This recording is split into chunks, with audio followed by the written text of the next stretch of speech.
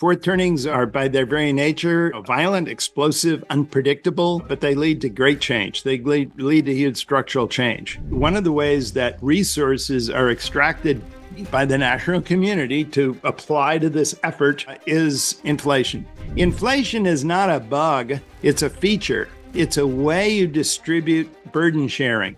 Roughly 80 years or so, our society sees a generational crisis. Well, it's about that time. So what are the signs that we're seeing a fourth turning right now? This is the theme of our discussion with Neil Howe, who is the Managing Director of Demography at Hedgeye Risk Management and the author of very popular books that he's co-authored with William Strauss, Generations, The History of America's Future, 1584 to 2069, and The Fourth Turning, What the Cycles of History Tell Us About America's Next Rendezvous with Destiny, written in 1997. His newest book, The Fourth Turning, is here.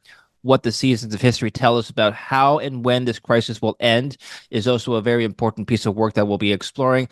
And he has a new upcoming book. We don't have a title for it yet, but we'll be talking about some of the themes from your latest work.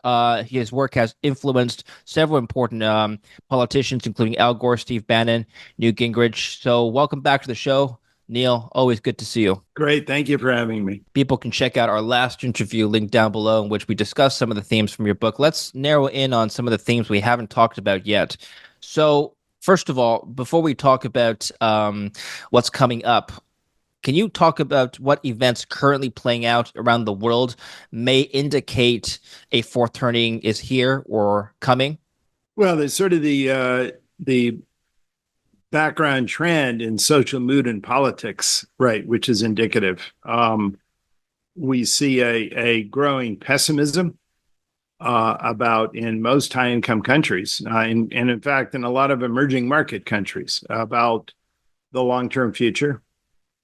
Both people in their own lives and people thinking about their kids' lives. And this is a striking decline. It's a greater pessimism than, and I've looked back at polls going all the way back to the late 1970s, which in America was a time of great pessimism. And yet this exceeds that. And there were reasons why people were very pessimistic in the late 70s. This exceeds that. And particularly the sense of long-term wrong track, right? All the polls indicate that. And along with that, you see this growing trend toward populism around the world in politics, often combined with a certain sort of ethnocentric authoritarian leadership model. I'm thinking particularly in East Asia, South Asia, but look at Europe, look at South America, look at the United States, right? And these are both facets of the same generational trend. We've seen it again and again. This is this long 80-year cycle we're talking about, right? And what comes at the end of that is this time of crisis where we reinvent the system, a system which had become very sclerotic and unresponsive because of all the time that's passed since the last crisis, right? I think earlier, David, we talked a little bit about how this works in terms of seasons of history, right?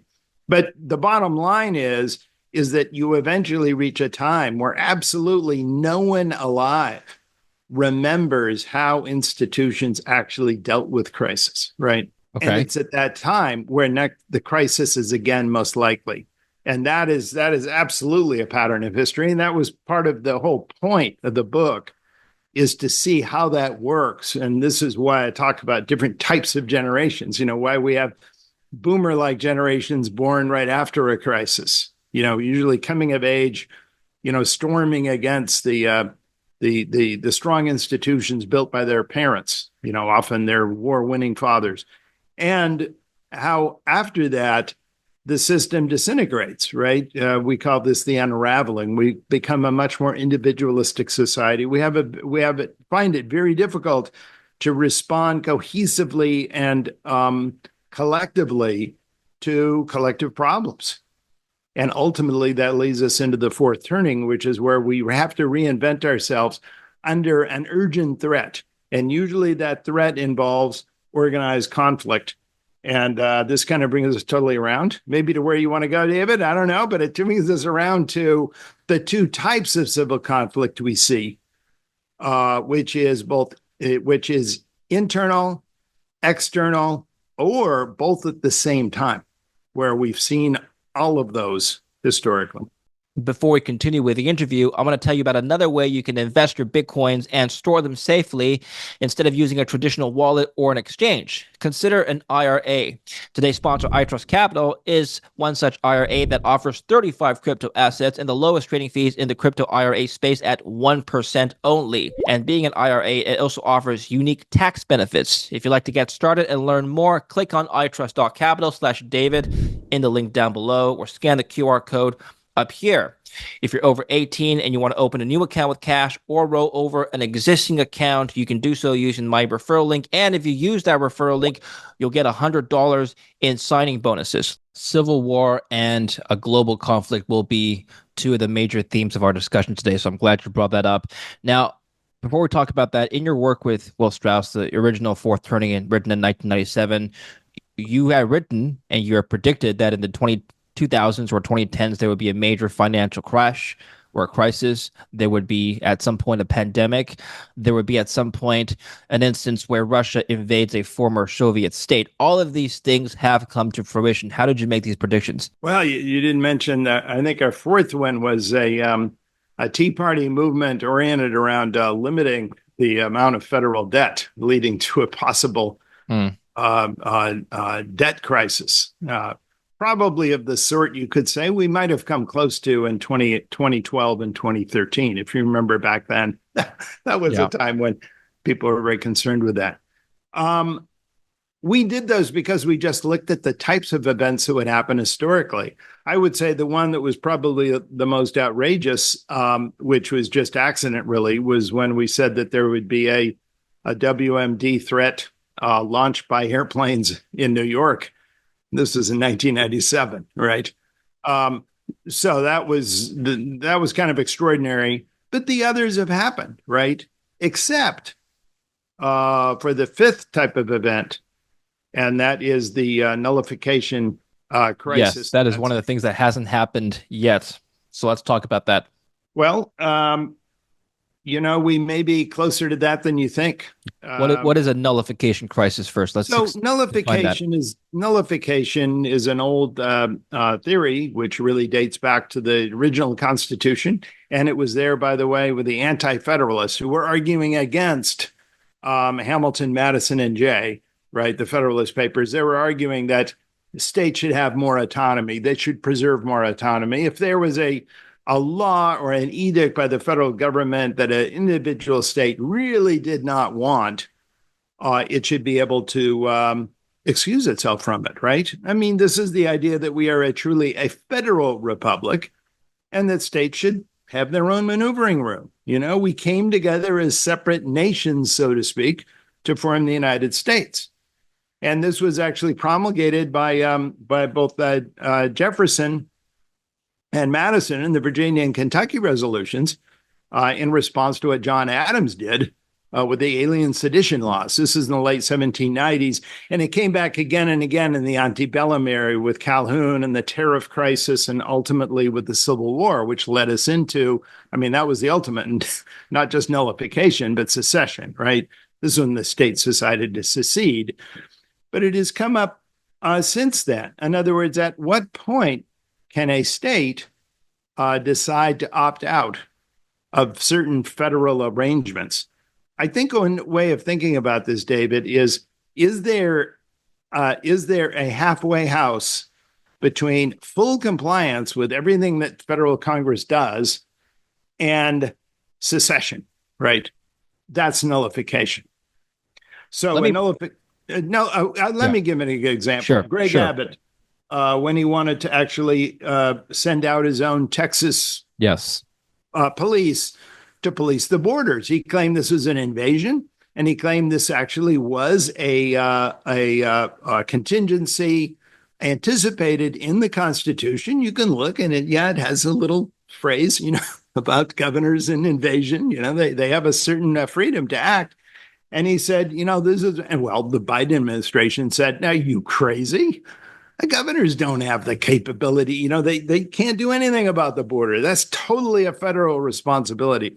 So do you see an example here of nullification?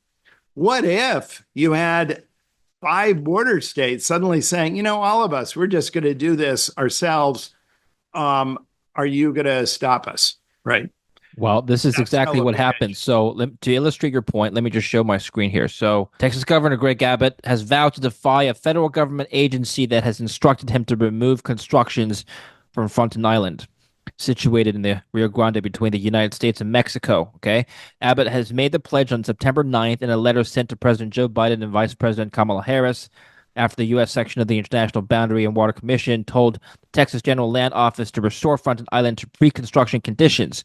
So he launched in 2021 Operation Lone Star in a bid to prevent illegal border crossings from Mexico. And actually, the Texas National Guard, according to this article, complied. So they've constructed razor wiring fencing and other barriers along the border. What is the recourse here, if any, from the federal government? Well, the recourse is that you got a federal court to say this is something states shouldn't be doing. States need to back down. And the assumption is, of course, that federal, supremacy. Federal courts have supremacy over states, right? But the question then is, David, what if the states don't back down, right? What if the state governor basically says, wait a second, I'm not. We also saw something like that, by the way, during the civil rights. You remember this back in the late 1950s, early 1960s, when many states refused to integrate their schools, in conformance with Brown v. Board of Education. And in one instance, Dwight Eisenhower sent in the U.S. Army, sent in the 101st Airborne, and they had to clear a square in the middle of I can't remember which town it was. It might have been Montgomery, but with bayonets. But now that turned out to be not a flashpoint. Today, though, when you see, and this is the difference between now and then, back then, the Southerners were a regional oddity, I think, as one way to describe them in the eyes of most Americans. The two parties actually were very similar on most issues, David. There wasn't much polarization between the parties. And in fact, by the late 1950s, the biggest complaint for many Americans, certainly American political scientists, was the two parties were too similar. Couldn't tell the difference, on any issue, really. Both parties plausibly had an argument for taking leadership in civil rights. That is not true today. Today, the two parties stand for completely mutually exclusive views of what America is culturally, socially, what its future ought to be, right? I think today you really have the groundwork for that parting. And I would say, people ask me about the election.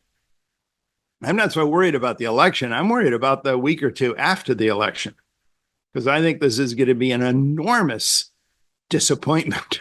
Well, half the country is going to be disappointed. Yeah, for sure. Yeah. And so how would theoretically a nullification crisis play out after the election? Well, what it would do is there would be one or two issues. It may be a tax issue. It may be a regulatory issue. It may have to do with regulating the schools. For instance, on some gender issue, you don't know what's going to cause it. I mean, if you go back at these things historically, it's amazing how trivial the issue could be. You look at the causes of the English Civil War, for instance. They had to do with rather arcane matters. But what it's going to be is it's going to be some one or two issues. They may involve immigration. They may involve some cultural issue in the schools. They may involve certain kind of taxes that the economic regulations that the state doesn't want to enforce. But what will happen is they will not enforce it.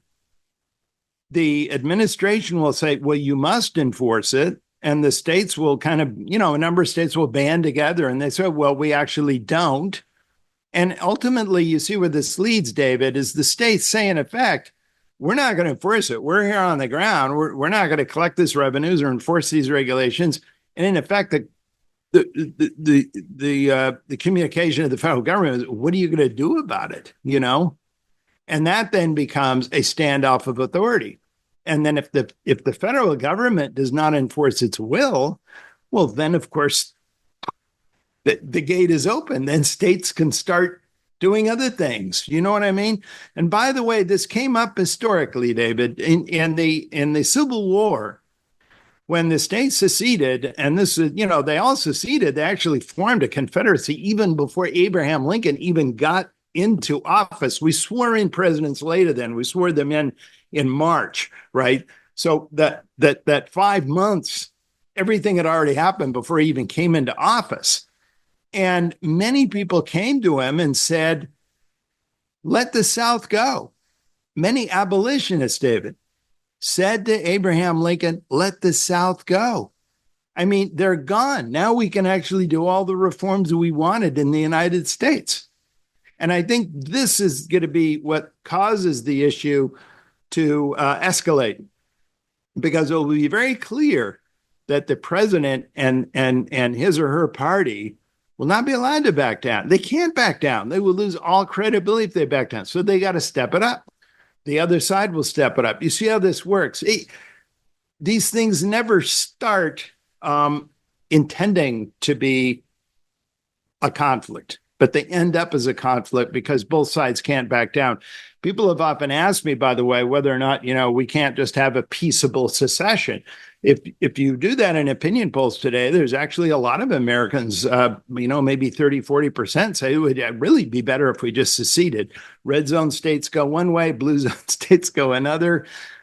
But you look historically, David, there has never been an example of a large state that's actually been around for a while navigating a peaceful secession. It has simply never happened. And there are reasons why, and I'm trying to explore the reasons why it doesn't happen.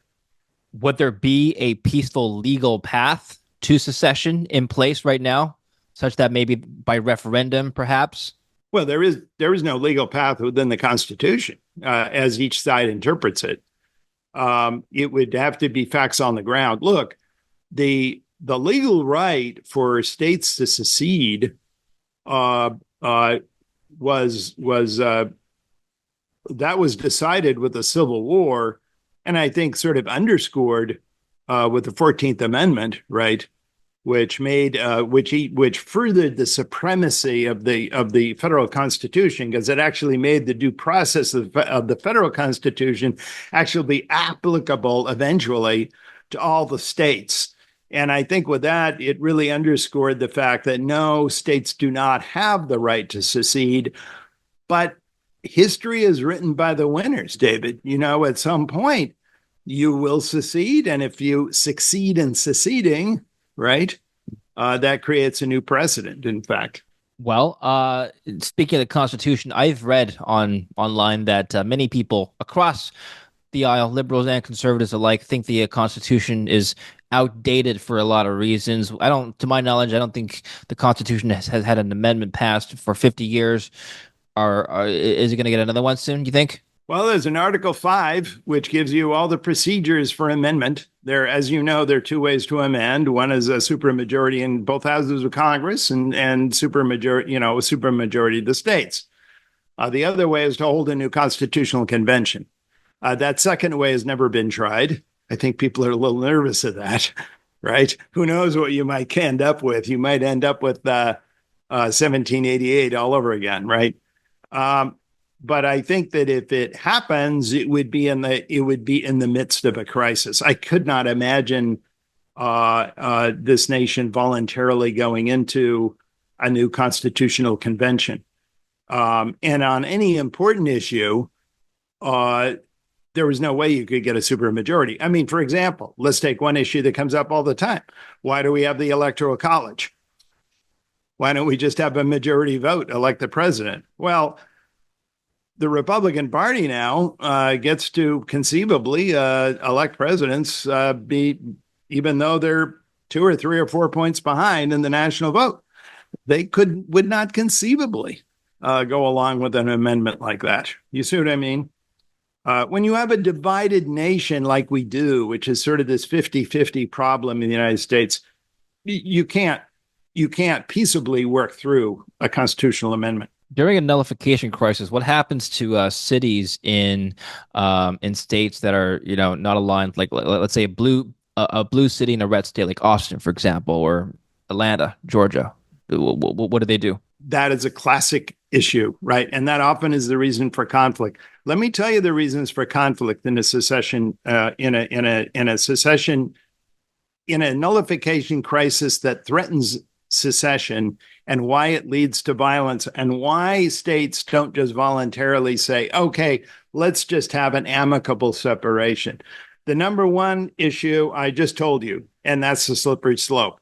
You allow one group to secede, then everyone else is going to want to go, right? And pretty soon you don't have a nation anymore. That's issue number one. The second issue is what you just raised. What about minorities in a majority area, right? So what about a blue dot in a red sea like Austin, right?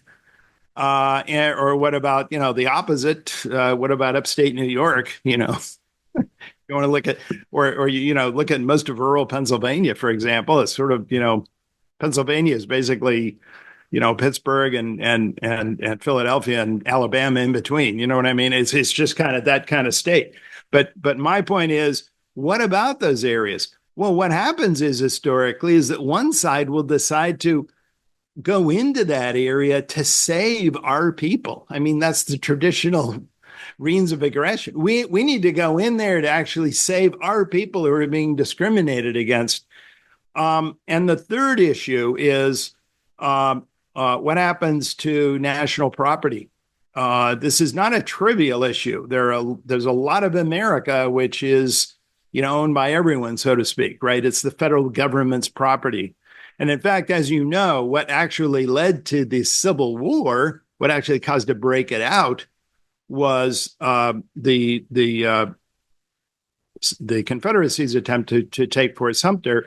Now, most of the federal installations throughout the South, David, were voluntarily given up by Union officers. They basically said, oh, I guess this is Confederacy now. They folded up their flags. They gave everything back to the Confederacy. But at Fort Sumter, there was this crazy general who took his oath at West Point, and he said, damn it, I took an oath, to defend the United States. I will not turn this over.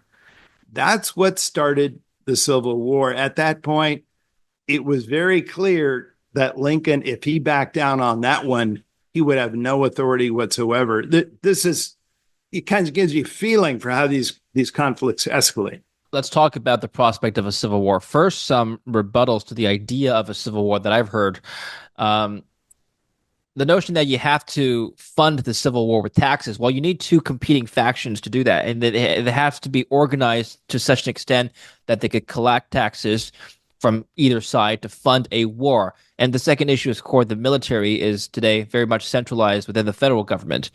Is not so, because of these two issues, it's very unlikely we could ever get a repeat of the Civil War that we saw in the 19th century. Well, we certainly not just saw in the 19th century. We've seen them around the world in the 20th century as well. Sure, yeah. Well, let's take each of those issues. Taxes. Sure. As you know, the Confederacy and the Union both used the traditional three ways of funding their war effort, right? They taxed, they borrowed, they printed money. So the Union case, they did about equally all three. The Confederacy, it didn't tax too much. It didn't raise many bonds. It just had a lot of inflation.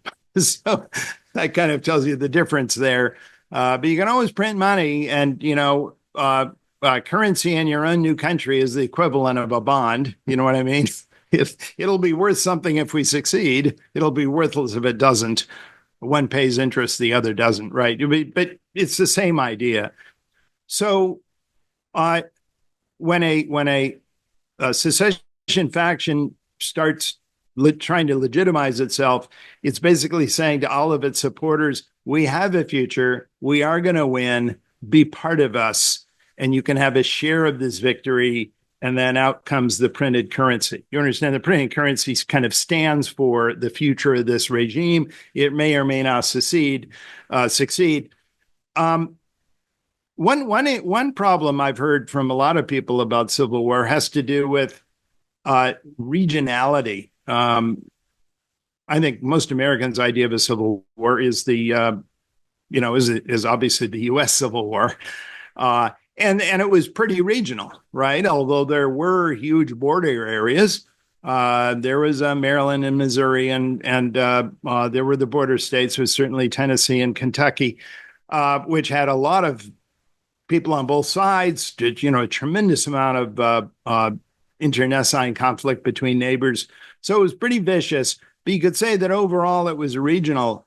However, I would say that some of the worst civil wars we've seen in the 20th century, the Russian Civil War after 1917, that took about 4 years to resolve. The Civil War in China that lasted through much of the late 20s and 30s, and the Spanish Civil War, 1936 to say 39. None of them had geographic bases. They were all just checkerboard. You know what I mean? You look at the areas that supported Franco, we had some of the high income areas like Galicia and Catalonia that were definitely on the side of the Republic. But Franco's support was sort of all over the place. If you understand what I mean, David, these non-geographically contiguous struggles tend to be some of the most vicious, in fact, because there's so much vulnerability, for everyone. And as for the centralization of the military, that just fills me with dread, simply because God knows, if people ultimately fragment according to their loyalties, Mm-hmm. you always wonder, which weapon systems will be simply no longer exist, which weapon systems will end up in the hands of one side versus the other. That becomes a very fraught issue to me. Well, how would the military divide itself in this scenario? I have no idea. I don't think anyone does. I Okay. mean, you think about it. If people were suddenly forced to choose, I think it's completely unpredictable. And I think there's no way to predict either. You certainly couldn't, the military certainly would never do a poll, if push comes to shove, who would you support? You just couldn't imagine Yeah. being able to foresee that.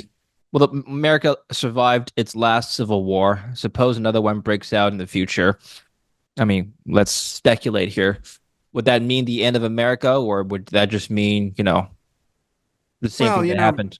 it's always hard to say. Fourth turnings are by their very nature, violent, explosive, unpredictable, but they lead to great change. They lead to huge structural change.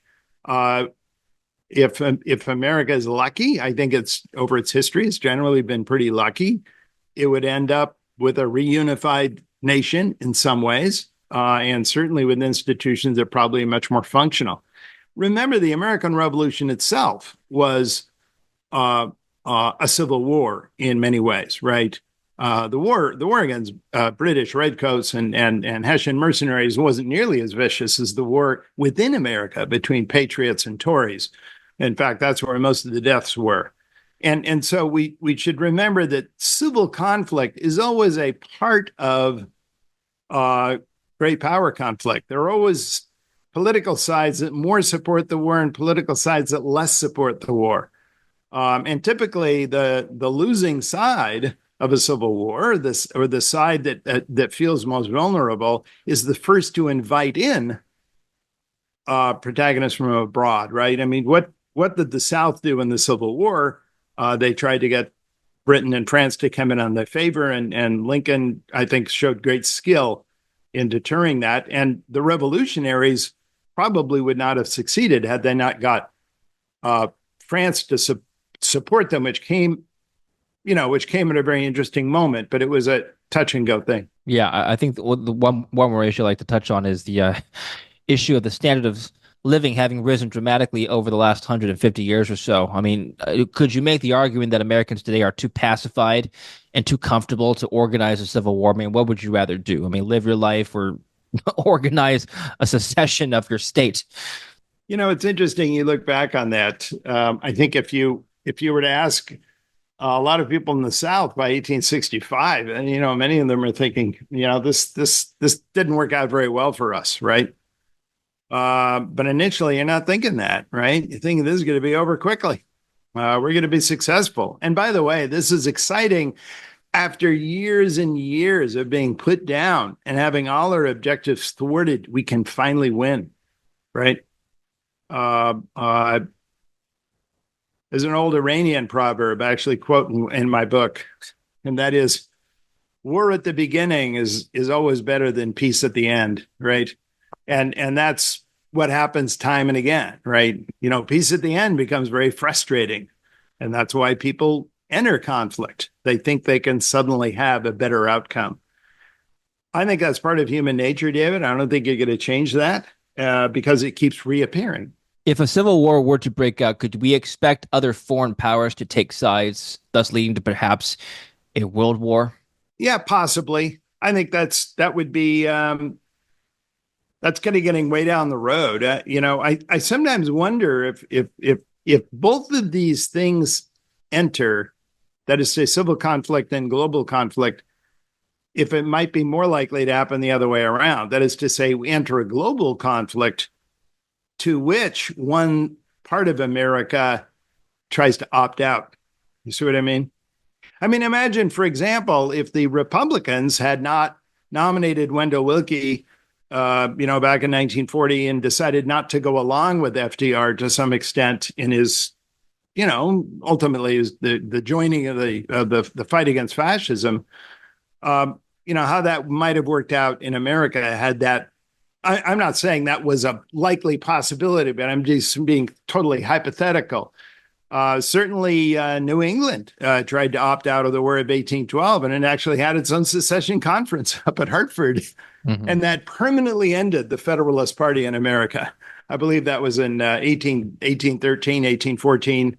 And what typically happens is, of course, if the war goes on and you're successful, that party becomes permanently disgraced, as certainly the Confederacy was after 1865, and the Federalists were after 1814.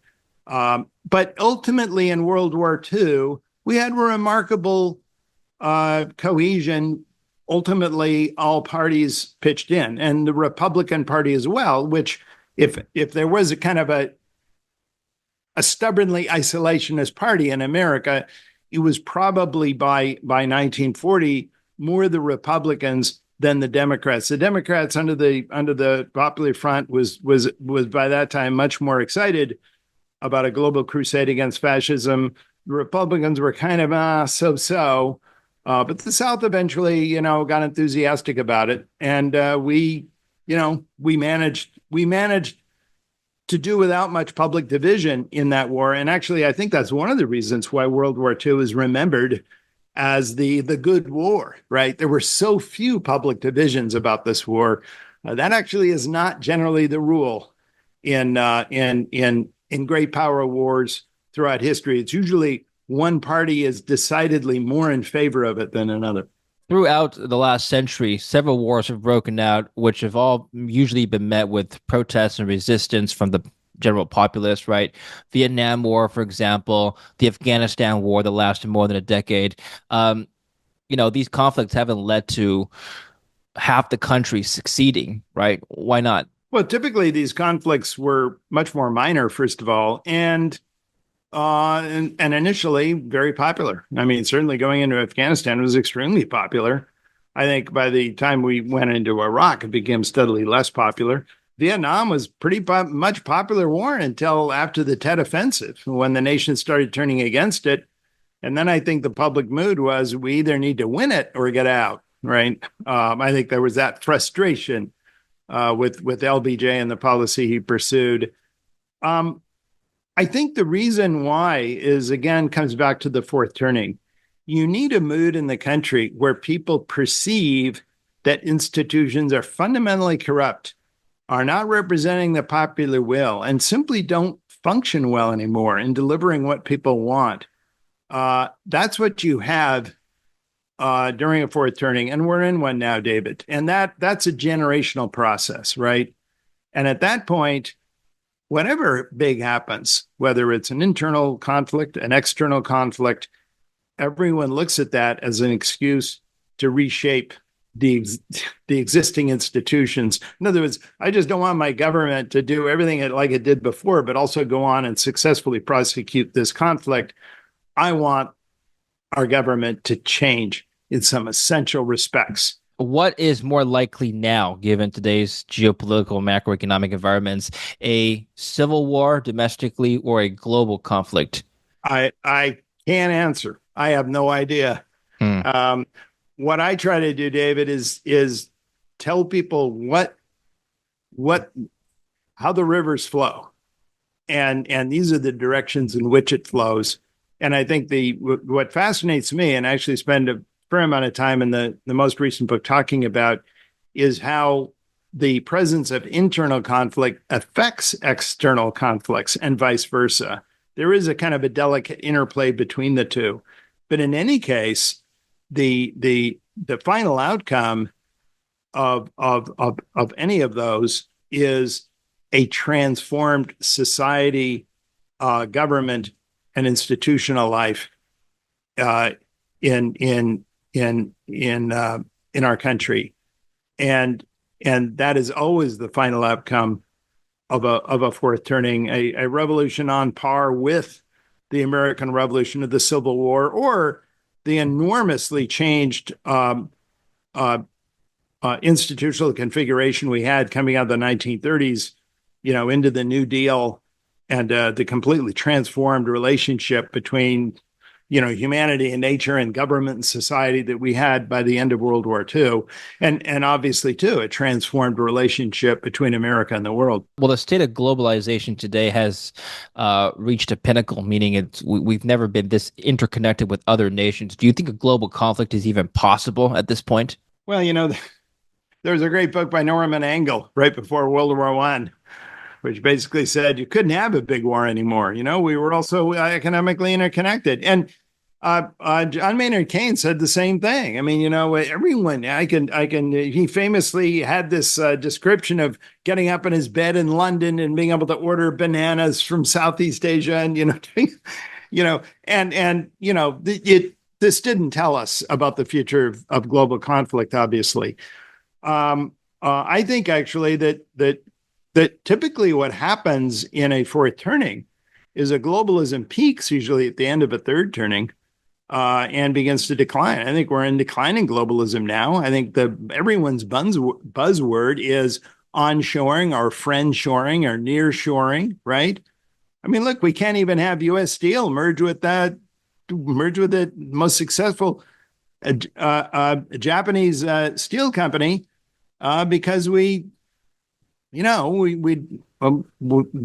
I guess we don't like globalization after all, right? I mean, think about the resistance now, and think about all countries wanting to think much more about domestic solidarity of their economy. One of the big lessons, not only from the war in Ukraine and the increased tensions with Russia and China, but also with COVID, is that we need to be much more independent as a society. We need to have our own sources of supply for all the things we need. It was a great mistake to be so dependent on other countries, not only in case of crisis, but also the immiseration of our working classes. And that actually is an important leg, or of the populism stool that Trump stands on, right? That we betrayed America's workers by becoming so globalist. So typically, what happens here is that we turn away from globalism, and remember that the last time we had a fourth turning was the same thing. The 1930s was a huge move away from globalism, increased tariffs everywhere, and a declining spiral of world trade.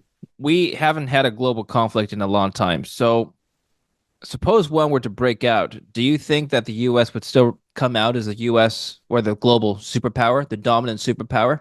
You don't know. Again, I come back to this. The fourth turning is a time of the ultimate unpredictability. If anything is unpredictable, this is the break in the cycle when you don't know how the cycle is going to be restarted. And that's why it's such an urgent and traumatic event. And in fact, David, that's why it's so decisive in reshaping generations, is because the outcome is so in doubt. That's what makes it so urgent. And that's what shapes the rising generation during this event into becoming a different kind of generation than it was going in. I mean, remember the famous example of the GI generation that we like to talk about today, who's there are not many left now, right? But these are the Americans who went through the Great Depression, World War II, had been shaped as these incredibly civic-minded, community-minded generation. Well, they're disappearing, but it took something to shape that, right? And that's what these events do. And part of the reason they become so indelibly part of all Americans at the time, but particularly important among the coming of age Americans, is that the future is in doubt. If it weren't in doubt, where would be the urgency? You see where I'm coming from? Now, I'm I like to be optimistic. And I think what I emphasize is not so much, are we going to win or are we going to lose, and exactly what it would be and whether it would, be severe enough. And my gosh, people ask me all kinds of questions. This is going to involve, nuclear weapons, weapons of mass destruction. Was this could be conventional war? It's going to be more like, what we do in Ukraine. These are interesting questions. What I think is much more interesting is to know what's going to happen here at home. This will be transformative for institutions here at home, as well as the fact that it may be transformative around the world. And I would add a couple of other things, David, and that is that the things that are new about this to me, I would emphasize two things. One is that this is the first fourth turning that we've kind of gone into with the public sector already occupying such a large share of our economy, right? We don't have a lot of fiscal room as we did entering the earlier crises, right? You think about the federal government going into, the late 1850s, right? Or the late 1930s. It was tiny compared to the economy. So government could do huge things with you know what I mean? And there was a lot of capacity of the economy to support it through any means that the economy usually does support, as we talked about earlier: inflation, taxation, requisition, whatever it is. What is daunting today is that we already have a government as the size of the economy, which is already at post-crisis levels. That is to say, it's up around 100% of GDP, right? So imagine today if we suddenly had to collectively raise huge amounts of resources and labor, right, to engage in some tremendous task. And this could involve conflict. It could involve the building of infrastructure, anything, right? Anything big. We would have to cut back on other promises. I think that's actually a new aspect of this.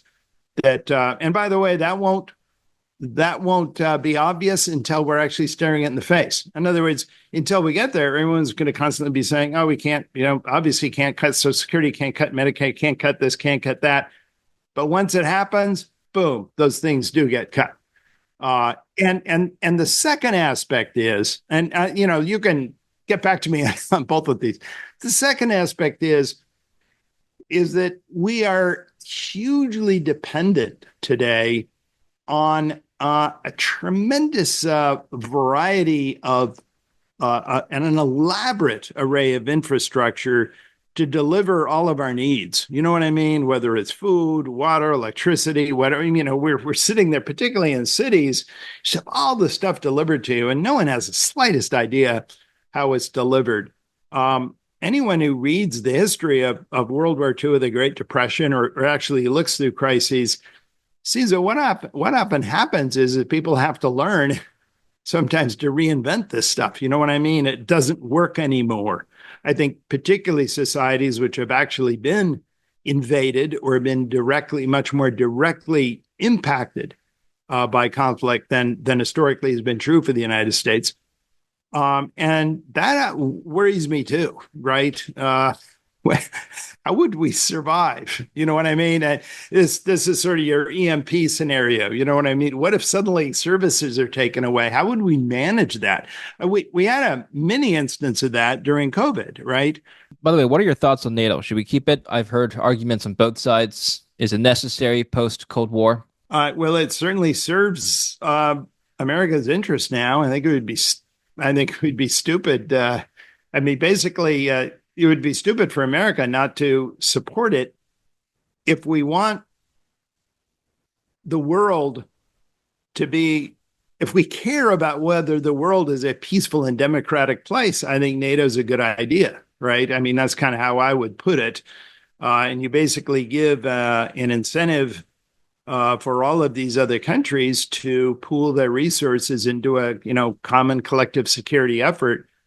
I think that's been, if you want to ask, one of the reasons why Americans have enjoyed this tremendous tranquility, peace, and prosperity from the decades after 1945. I think you'd have to give one important role to NATO, right? But to Donald Trump's point that he made several times during his own presidency back, in 2016, 2020, America's carrying its allies because America's spending more money than I think the next 10 countries combined on defense. America is spending more money as a percentage of its GDP on defense, and these countries, to his point, really should be, according to Trump, spending more. And so it benefits America's allies more than the U.S. Do you agree or disagree? And that may well be true. And in fact, I think I would credit Trump for the fact that his comments have actually encouraged NATO to actually increase their spending. It's not just the Ukraine war, but it's fears about a leader like Trump pulling out of NATO, which may be good because it encourages these nations to spend more. I don't think they're spending terribly less. I mean, David, if an only fair measure would be defense spending as a share of GDP, several of the NATO countries are actually above the United States. Poland, I believe, is at 4.0. We're down at like 3.6, right? I mean, in other words, you need to be fair here. You know what I mean? Some of these countries are spending, and many of them, of course, like all countries. Why do you spend on defense? Because you're afraid. Japan is spending, double. At least it's proposed to spend double what it spent a few years ago. There's hardly a high-income country around the world which is not spending more on defense. And to bring Finland and Sweden into NATO and make the Baltic basically a NATO lake has got to be a deterrent for Putin into the Baltic states. One thing I would just say, David, because one thing I'm always amazed. I go around the world and talk to people, and one thing that always amazes me, and that is that people abroad know so much about the United States. And it's because everything the United States does has so much of an impact on them. And whether the United States acts or does not act is basically survival or destruction of various countries around the world. And when it amazes you, you come back to the United States, no one cares or even knows about what the United States effect is around the world. And there's this weird asymmetry about that always amazes me. I often think, I cannot believe the United States is completely agnostic about whether the rest of the world is engulfed in war or whether it's at peace. I can't believe that that's a question of complete indifference to us. Well, let's finish off on what people should do. I believe is the body of your current work that you're working on. What should we do in light of a fourth turning, the ordinary citizens of America? Oh, a lot of different kinds of things. And probably in this book, I'm going to talk about careers. I'm going to talk about family. I mean, family becomes very important in a fourth turning because government support, sort of the ordinary support that we often rely on has to be cut back, right? I don't know of any fourth turning historically, not just in the United States, but in other countries where family doesn't play a much greater role. So that'll be part of my book. We talk about long-term care. Well, long-term care is Wait, typically sorry, just on family. What do you mean by family? You mean people should family, be encouraged extended to start family, families? nuclear Okay. family, extended family. I mean, these are the relationships Oh, that I take see. you through hard times, right? I mean, think of the people who are killed or wounded or unemployed or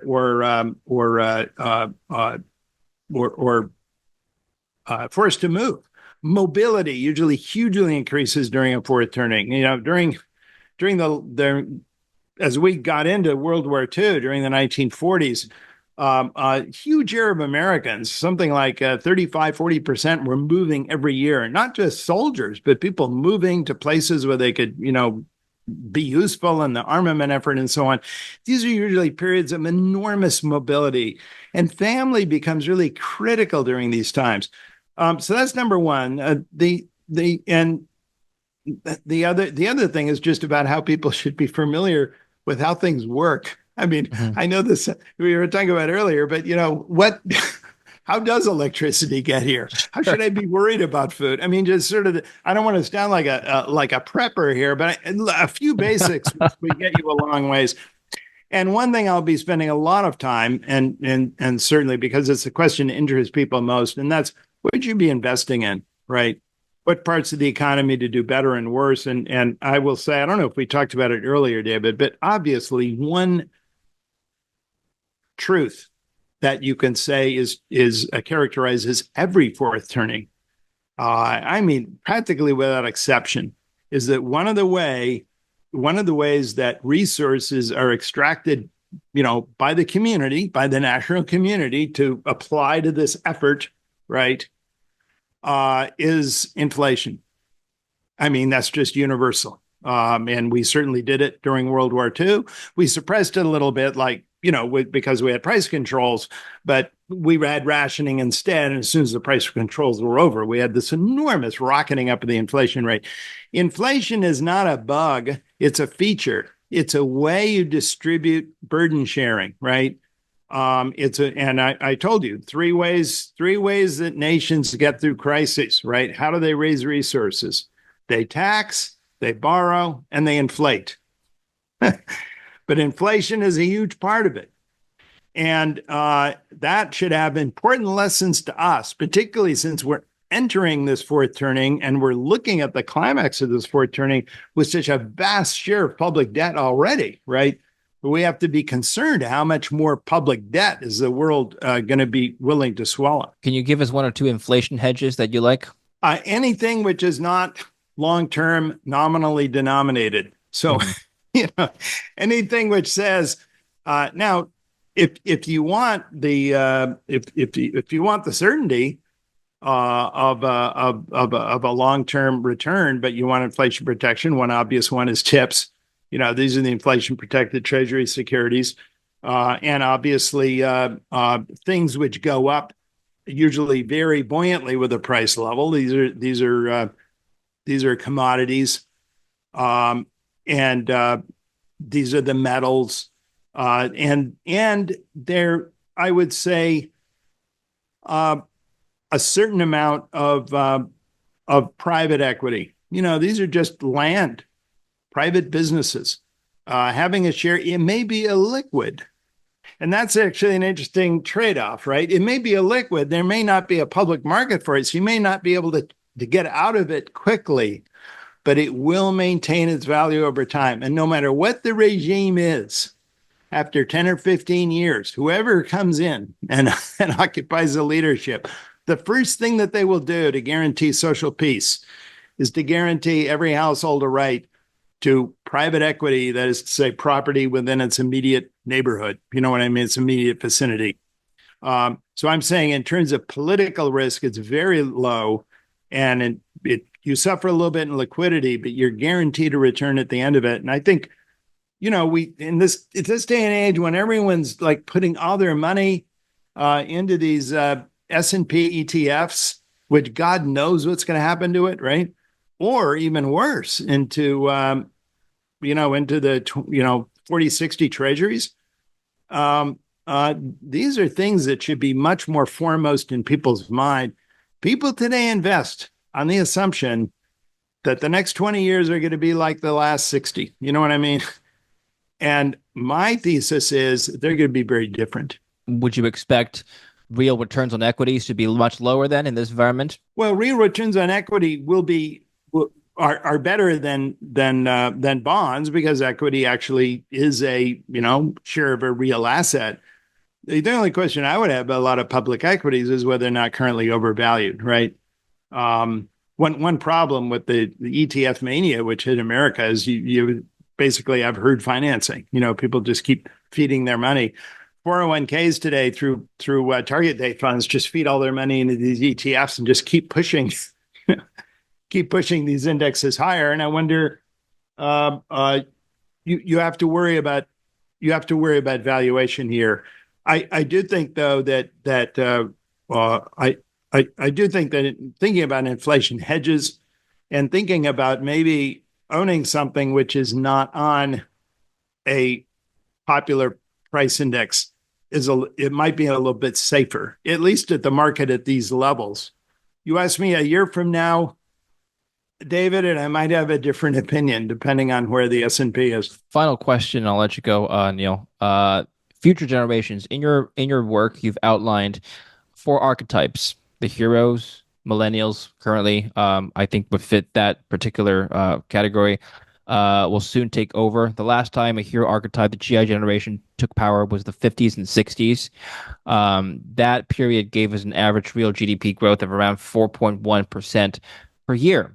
I wonder how consumer spending and ultimately economic growth would differ or be the same this time around when millennials ultimately become the uh, most prominent group in terms of wealth in our country.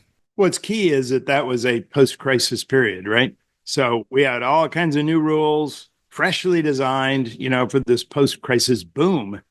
And talk about the baby boom, but the word boom was originally coined by Fortune magazine to describe the economy, not to describe births, right? So this was a period, the late 40s, 50s, and on into the 60s, of tremendous economic growth, which came after a crisis where the people who fought in it as young adults, entering their 20s, 30s, and late 40s, took over. Basically, were starting to enter midlife, right? And they became the parents of these. A lot of them were, of course, were boomers growing up. Many of the kids obviously were born already during the 1930s. But I think we're looking at a period, if we look at something similar in America today, we're looking at what America will be starting in the early 2030s, right? We're not talking quite yet now. And that will be the time when you will have boomers seriously vying for the highest positions in politics. They're not today. And in fact, as you well know, David, we haven't even had a real Gen Xer yet as president, much less millennial. We like have a whole generation to go. And we have one candidate, Kamala Harris. I guess you'd say she's definitely in the Gen X era. But people often rush millennials to the front of dominance. They aren't yet. And I think you remember that the GI generation really became a stand-in for the American high, not as young adults. They were young adults during the New Deal and during the war, but really entering midlife. And that's going to be true with millennials. And I do think they could very well be their entry into midlife could very well, when they're really beginning to take over institutions, could very well be in a stunning period of prosperity in America, because I think of their rationalism, their belief in one size fits all, and the fact that that they're a big brand generation. When one person likes something that works, they all want it. Whenever I talk about to people in their 20s and 30s today about the American high, I often talk about the suburbs. And I talk about how the boomers hated the suburbs. There were all these identical looking houses, and they all looked just the same. And, they were all prefab, and boomers hated them. And the response I get from millennials is colorful little houses that all look the same. That's just perfect. Why aren't they exist anymore? That would be just ideal. And I say, well, boomers hated them. We got rid of them all. So sorry, Yeah. you either got the mansion on the hill or you live in you live in standardized apartments way down somewhere in the city. This has been a great talk. Thank you very much. Again, people can check out our last interview link down below. We covered some different ground today, but I really appreciate it. Where can we learn more from your work? I mentioned several books that you've already written. Links down below on Amazon, Yeah, and yeah, we have a Substack, and all you do is just Google demography unplugged. So that's two words, demography unplugged, okay. and that will get you there. I'll leave the audience with this note. Do you think our living standards will improve or deteriorate over the course of our lifetimes? I think the course of our lifetimes, I mean, if in effect you're asking whether, 30 or 40 years from now, living Yeah. standards will rise, I think absolutely. Okay. Absolutely they will. All right. Leaving it on a positive note. Thank you very much, Neil. We'll speak again soon. Cheers. Thank you, David.